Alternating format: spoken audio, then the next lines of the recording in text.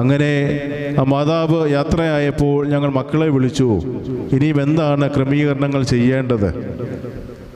അപ്പം അവർ പറഞ്ഞ മറുപടി, നിങ്ങൾ വേണ്ട ക്രമീകരണങ്ങൾ ചെയ്തോളൂ, എത്ര രൂപയാകും എന്ന് പറഞ്ഞാൽ മതി, ഞങ്ങളത് അയച്ചു തരാമെന്ന്.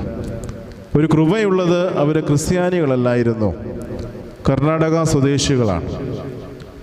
ഇപ്പം ഞങ്ങളുടെ മനസ്സിലേക്ക് കടന്നു വന്ന ഒരു ചിന്ത എന്ന് പറയുന്നത്, ഇന്നത്തെ കാലഘട്ടത്തിൽ നാം കുഞ്ഞുങ്ങളെ വളരെ സ്നേഹത്തോടെ വളർത്തുന്നുണ്ട്. പക്ഷെ നാം എന്താണോ അവരോട് ചെയ്യുന്നത്, നമ്മുടെ മാതാപിതാക്കളോട് ചെയ്യുന്നത്, അതാണ് നമുക്ക് തിരിച്ച് ലഭിക്കുന്നത് എന്നുള്ളൊരു ചിന്ത നമ്മുടെ കൂടെ ഉണ്ടായിരിക്കണം.